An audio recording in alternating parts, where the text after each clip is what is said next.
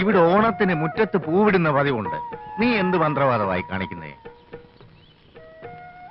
ഇതല്ലേ മച്ചമ്പി കോലം? വരച്ചു വരച്ചതിപ്പോ ഒരു കോലത്തിലായത് ലക്ഷണമുണ്ട്. അവള് വരയ്ക്കുന്നതേ നമുക്ക് തിന്നാനുള്ള പുട്ടിന്റെ പൊടിയെടുത്താ.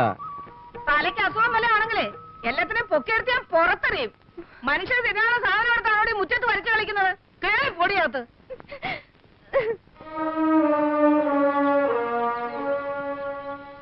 നിങ്ങൾ എന്തോന്നാ വായും പൊളിച്ച് നോക്കി നിൽക്കുന്നത്? ഞാൻ എല്ലാം കാണുന്നുണ്ട്. പെങ്ങളെ, അവളൊരു കോലം വരച്ചതാ. അവരുടെ നാട്ടിൽ ദിവസവും രാവിലെ ചെയ്തൊരു തൊഴിലായത്. ഈ കിടക്കുന്നൊരു മഹാലക്ഷ്മിയാ. ഒരു പെൺകുട്ടി വീടിന്റെ മുറ്റത്ത് മഹാലക്ഷ്മിയെ കൊണ്ടിരുത്തുമ്പോ വേണ്ടാന്ന് പറയണ മച്ചമ്പി? പറയണ്ട. வீடுனா கோலம் போடுறதுதான் வழக்கம். அப்பதான் லட்சுமிகரமா இருக்கும். கோலம் மாவுன்னு நினைச்சுதான் அதை எடுத்தேன். പുട്ട് ചുടാൻ വെച്ചിരുന്ന പൊടി എടുത്ത് നിന്നോടാരാ കോലം വരയ്ക്കാൻ പറഞ്ഞത്? എന്തെങ്കിലും ചെയ്യണമെന്നുണ്ടെങ്കിൽ എന്നോട് ചോദിച്ചിട്ട് ചെയ്താ പോരെ? അമ്മ അടിപ്പാങ്ങളാ? അമ്മ അടിക്കാൻ വന്ന ബോധം കെട്ട് വീണു. ബാക്കി കാര്യം ഞാൻ ഏറ്റു. എന്താ നീ അവളോട് എന്ത് ദമ്മാടുത്തരാ കാണിച്ചേ? അവളെന്താ കരഞ്ഞോണ്ട് പോന്നെ? വൃത്തിയായിട്ട് കാണിച്ച കൊന്നളയും ഞാൻ. ഞാനൊന്നും ചെയ്തിട്ടില്ല. പ്രശ്നം വേറെയാ. എന്താ പ്രശ്നം? അവൾ ഇന്നലെ രാത്രി ജയേട്ടനോട് സംസാരിച്ചെന്നും പറഞ്ഞ് അമ്മ അവളെ പൊതിരെ തല്ലി. ഞാൻ എപ്പോ സംസാരിച്ചു? ജയേട്ടന് ഇപ്പൊ അവസ്ഥയ്ക്ക് പോണ്ട. தெரியாம இந்த தப்ப செஞ்சுட்டு இனிமே இப்படி செய்ய மாட்டேன். என்ன மன்னிச்சிடுங்க. നീ പറയുന്നത് പലതും എനിക്ക് മനസ്സിലാകുന്നില്ല. എന്നുവെച്ചാ തെറ്റ് കണ്ടാ ഞാൻ വഴക്ക് പറയും. ചിലപ്പോ അടിച്ചെന്നും വരും. എന്റെ അമ്മ എന്നോട് ക്ഷമിക്കണം.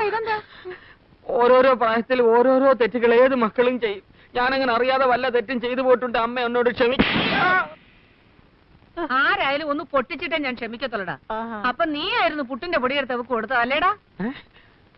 ഹരീഷ്ണ, പവിഴമല്ലിപ്പൂവിരിഞ്ഞു പവിഴമേ.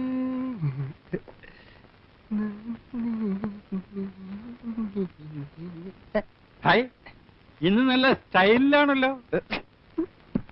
എന്താണെന്നറിയില്ല, ഇപ്പോ എല്ലാവരുടെയും മുഖത്ത് നല്ല തെളിച്ചമുണ്ട്. പാലെങ്ങനെയുണ്ട്? പാലിപ്പോഴും പണ്ടത്തെ പോലെ തന്നെ ഏട്ടാ, വെളുത്തിട്ട്. അത് തന്നെ ഞാനും ചോദിച്ചത്. ശമ്പളം കൊടുക്കുന്നുണ്ടെങ്കിലേ അത് ഞാൻ കൂടി അധ്വാനിച്ചുണ്ടാക്കി കാശാ. ചോദിച്ചാൽ ഉത്തരം പറയണം. അങ്ങനെ അങ്ങ് ദത്തെടുക്കല്ലേ. അങ്ങനെ ഉത്തരം കിട്ടണമെങ്കിലേ അവളോട് തമിഴിൽ ചോദിക്കണം. അല്ലെങ്കിൽ അവള് കരുതും വല്ല മന്ദബുദ്ധിക്കാരനുമാണെന്ന്. അതിന്റെ നാണക്കടേ എനിക്കും കൂടാ.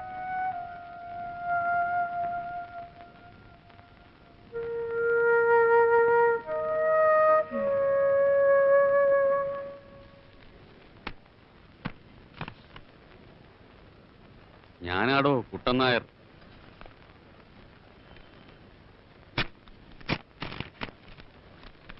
മരുമകൻ അറിയുവാൻ കൗണ്ടർ കുട്ടൻ നായർ എഴുതുന്നത്. അവിടെ പരമാനന്ദമാണെന്ന് പറഞ്ഞ് പവിഴം എഴുതിയ കത്തുമായി പെരിയ കൗണ്ടർ എന്നെ കാണാൻ വന്നിരുന്നു. താൻ ജീവനോടുണ്ടെന്നും തനിക്ക് സുഖമാണെന്നും ആ കത്തിലൂടെ ഞാൻ മനസ്സിലാക്കി. ഇന്ന് തീയതി 15. അടുത്ത 19-ന് രേവതി നക്ഷത്രത്തിലാണ് തന്റെ ശാന്തി മുഹൂർത്തം. ഓർമ്മയുണ്ടോ?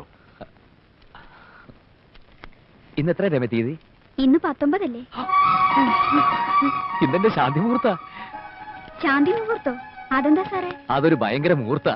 സകലതും തവിട് പൊടിയാക്കുന്നൊരു മുഹൂർത്തം.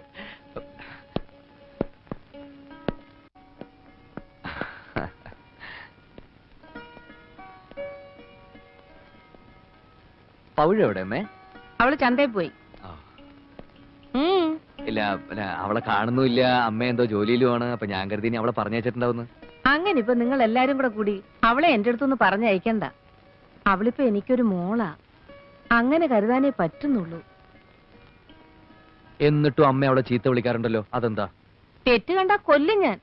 മോളാണെന്ന് കരുതിയാലേ ഇച്ചിരി സ്വാതന്ത്ര്യത്തോട് കൊല്ലാമല്ലോ, അതുകൊണ്ടാ. നിനക്ക് നല്ല വിഷമമുണ്ടെന്ന് എനിക്കറിയാം. ഇങ്ങനെ ഒരു ത്രിശങ്ക സ്വർഗത്തിലായിരിക്കും നമ്മുടെ വിവാഹ ജീവിതം എന്ന് നീ കൊണ്ടുവന്ന കുതിരവണ്ടിയിൽ അന്ന് കയറിയിരുന്നപ്പോ ഒരിക്കലും ഞാൻ ഓർത്തിരുന്നില്ല മോളെ. ചിലപ്പോ തോന്നുന്നു സത്യം എല്ലാവരോടും ഒന്ന് തുറന്നു പറഞ്ഞാലോന്ന്.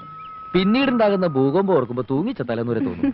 ജയണ്ണനിക്ക് എങ്കിട്ടപ്പോ കാതൽ ഏട്ടനാണെന്നൊന്നും ഞാൻ ഓർക്കൂല. കൊല്ലും ഞാൻ അവനെ.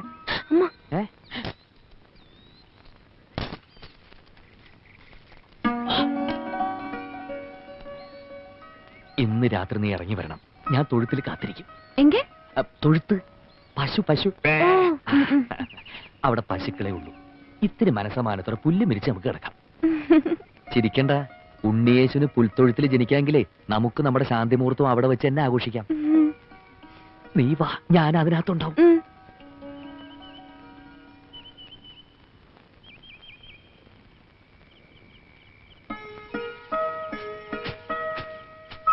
കുഞ്ഞുലക്ഷ്മി, ഞങ്ങൾക്ക് കിടക്കാൻ ഇത്തിരി സ്ഥലം എടുത്തിട്ടുണ്ട്.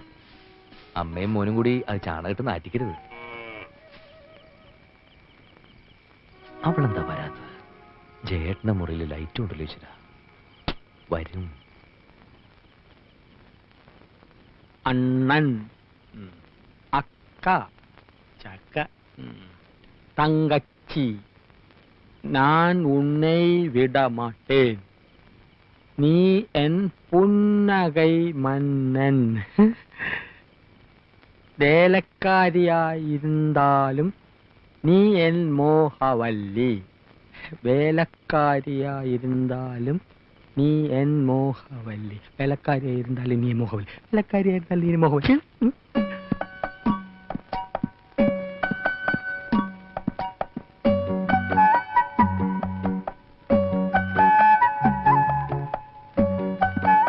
എന്താണ് അവിടെ?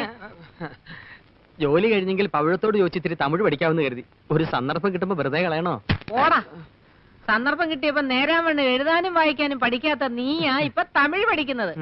പോടാ പൈത്യക്കാരാ, പോയി തൂങ്ങടാ, ഇല്ലെങ്കിൽ കൊന്നിടുവേ. ആ, നീ കഥ കടച്ച് തൂങ്ങ്.